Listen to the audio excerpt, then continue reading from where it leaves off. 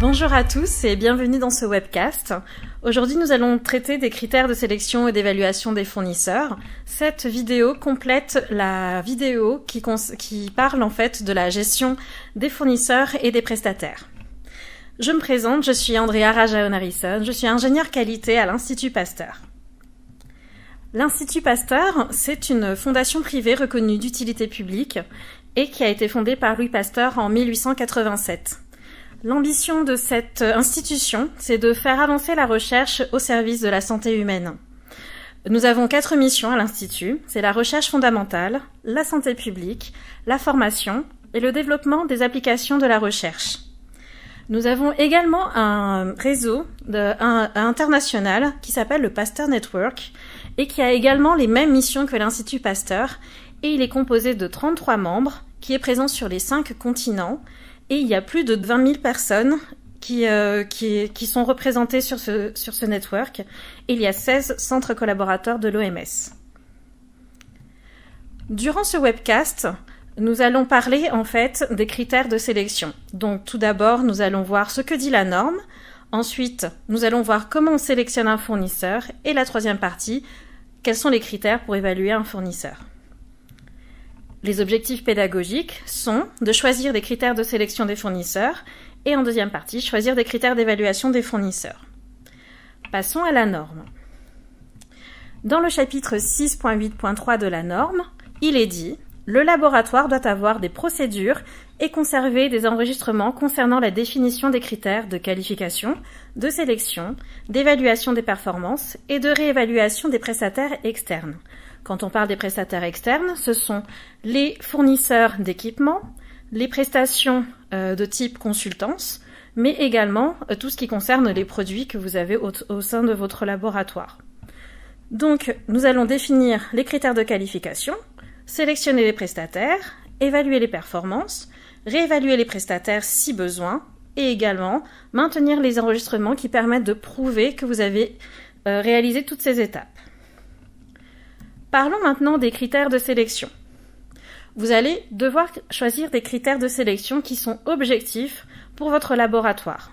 Donc vous allez les déterminer en identifiant les facteurs clés pour l'évaluation des fournisseurs par la suite. Vous allez rédiger une procédure, donc vous allez créer un document formel pour guider toute cette partie de sélection des fournisseurs. Vous allez, comme dit auparavant, conserver tous ces enregistrements pour pouvoir prouver que la sélection des fournisseurs a bien été réalisée. Vous allez évaluer vos besoins, donc vous allez comprendre les exigences que vous avez en matière de produits, d'équipements, mais également de services. Ensuite, vous allez évaluer les fournisseurs, nous allons voir les critères dans un second temps, et vous allez potentiellement appliquer une pondération selon vos critères de sélection. Vous allez ajuster les critères selon en fait le type de prestation que vous souhaitez sélectionner et vous pouvez également adapter la grille de sélection selon en fait si c'est un appel d'offres ou juste une demande de prestation. Sur la diapositive suivante, nous avons ici des exemples de critères de sélection que vous pouvez appliquer au sein de votre laboratoire. Vous pouvez avoir la santé financière de l'entreprise que vous allez sélectionner. Donc, est-ce que le prestataire est en capacité d'assurer ses prestations? Est-ce que vous avez vérifié sa solvabilité? Il y a les coûts des produits qui sont proposés. La santé financière est importante, mais il y a également l'analyse des prix des prestations que ce fournisseur vous propose. Est-ce que c'est cher? Est-ce que le transport et les conditionnements sont également compris dans les prix des produits qui sont proposés? Est-ce qu'il y a des services associés? Est-ce que tout ce qui concerne le SAV, le remplacement d'appareils, les produits remplacés en cas de non-conformité sont comptabilisés également dans le prix et dans le service qui est rendu par ce fournisseur. Il y a également la réputation et la fiabilité du fournisseur. Le fournisseur peut avoir des références et vous pouvez vous rapprocher de ces références-là pour pouvoir en fait demander si ce fournisseur a une bonne réputation, si il respecte ses délais de livraison, il est réactif, s'il est fiable, etc.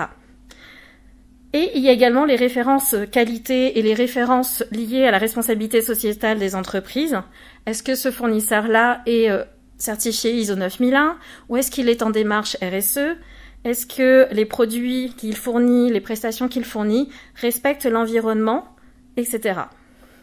Donc tous ces éléments peuvent être des critères de sélection pour pouvoir sélectionner vos fournisseurs critiques. Nous allons prendre un exemple. Donc nous avons le laboratoire qui voudrait changer de fournisseur d'audit interne externalisé. Après une recherche dans le domaine des audits internes, il a sélectionné l'entreprise A et l'entreprise B qui ont des prestations qui colleraient en fait aux besoins du laboratoire. Donc, le laboratoire a mis en place une grille de sélection et je signale dans cet exemple-là qu'il n'a pas pondéré ces critères.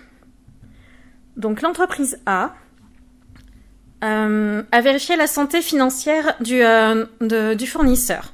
Il a noté 9 sur 10 et en commentaire de sa grille, il a mis « L'entreprise est établie depuis 20 ans et il n'y a pas de redressement en cours ». En deuxième critère, il a mis « Les coûts des produits qui sont proposés ». Il a mis 7 sur 10.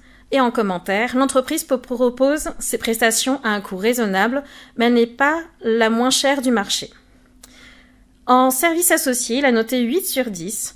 Et en commentaire, il a indiqué « L'entreprise promet de proposer des audits 1 mois après avoir été sollicité.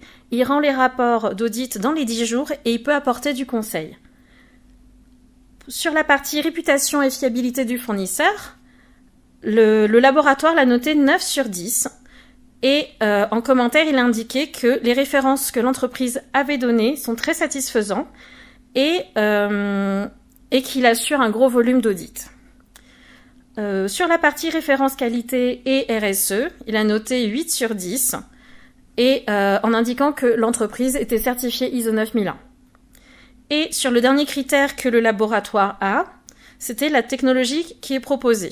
Et là, il a noté 8 sur 10 en mettant en commentaire « L'entreprise propose de faire des audits par processus, mais également par type, c'est-à-dire technique et qualité. » La deuxième entreprise qui est sélectionnée par le laboratoire et à être notée, c'est l'entreprise B, et voici sa grille avec les commentaires associés.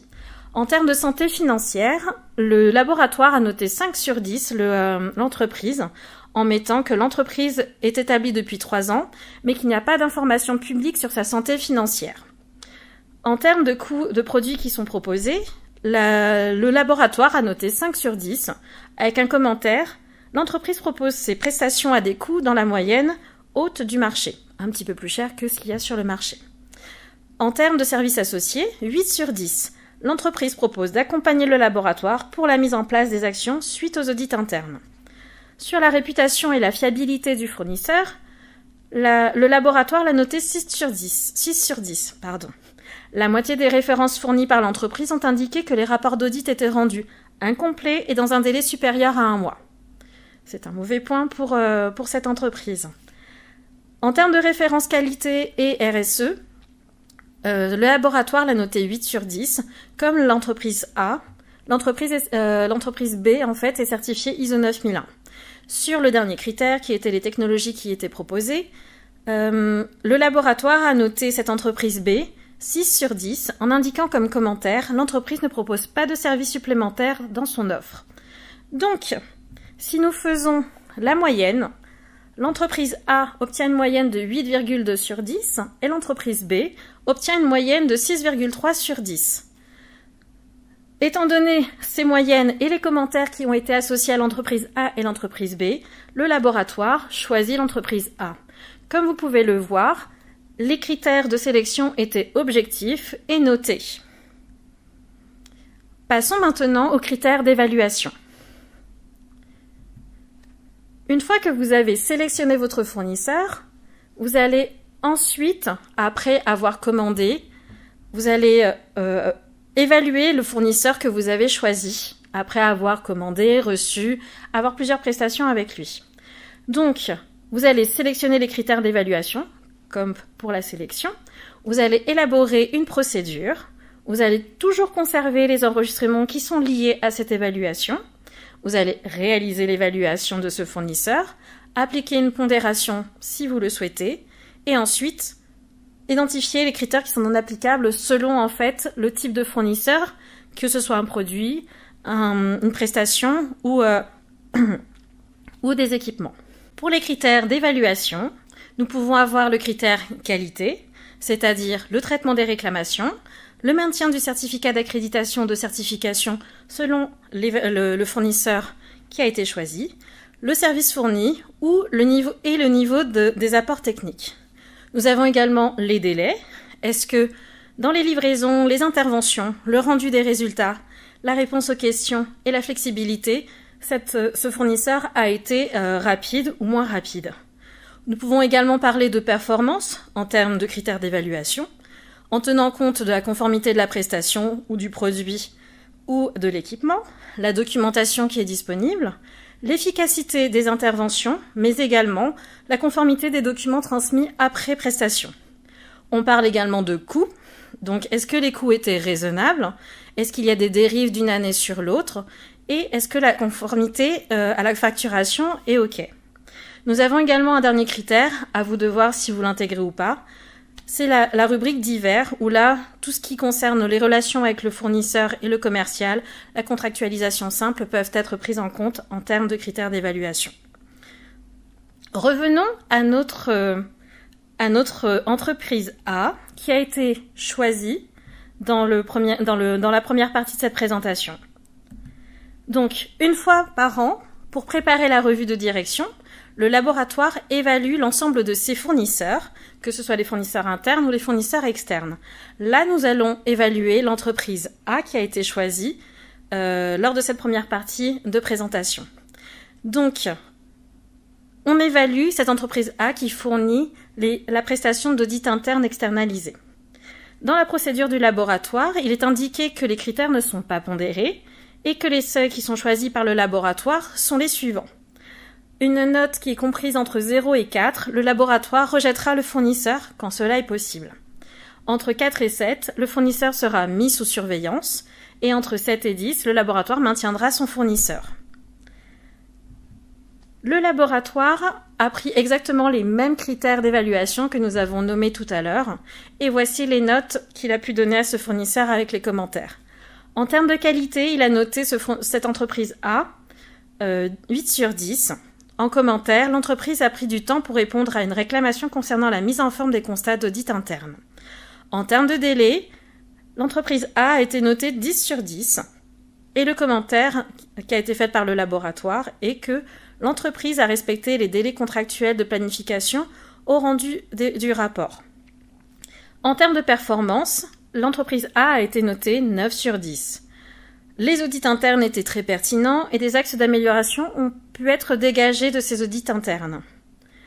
En termes de coûts, 10 sur 10, pas de dérive budgétaire et les prix ont été raisonnables et la facturation était conforme. Et en divers, l'entreprise A a été notée 8 sur 10. Le site internet n'indique pas les nouvelles prestations que peut réaliser cette entreprise, donc il propose en fait qui ont été proposées lors d'échanges téléphoniques ou lors d'échanges par écrit. Quand on fait la moyenne de cette entreprise A en termes d'évaluation, elle a obtenu une moyenne de 9 sur 10. Selon les seuils qui ont été présentés auparavant sur ma slide précédente, elle est comprise entre 7 et 10. Cela veut dire que le laboratoire maintient son fournisseur d'audit interne externalisé. Notons bien que l'évaluation des fournisseurs s'applique aux fournisseurs internes et externes. Et quand cela est possible, si la note est inférieure à vos seuils, il faut discuter avec ce fournisseur-là. Mais si ce fournisseur ne convient plus, il faut en fait changer de fournisseur. S'il s'agit d'un fournisseur interne, la chose est différente puisque vous ne pouvez pas changer de fournisseur. S'il s'agit de votre DSI, s'il s'agit de votre service achat, s'il s'agit en fait de votre logistique, vous ne pouvez pas changer puisqu'il s'agit d'un service institutionnel. Pour cela, en fait, vous allez devoir prendre rendez-vous avec le responsable de cette direction et pouvoir discuter des non-conformités qui ont eu lieu dans le passé, mais également des axes d'amélioration qui sont possibles pour améliorer la prestation. Ce qu'il faut retenir de ces critères de sélection et d'évaluation, c'est que la sélection des fournisseurs est vraiment importante pour assurer la fiabilité du laboratoire, que ces critères de sélection doivent être définis et appropriés selon le type de produit, s'il s'agit d'un produit, un service ou une prestation ou un équipement. Et il faut que cette évaluation soit faite à période définie pour les prestataires internes et externes, et cela permet justement de faire un bilan des non-conformités et de dégager des axes d'amélioration pour garantir les prestations du laboratoire. Je vous remercie pour votre attention lors de ce webcast et je vous dis à bientôt.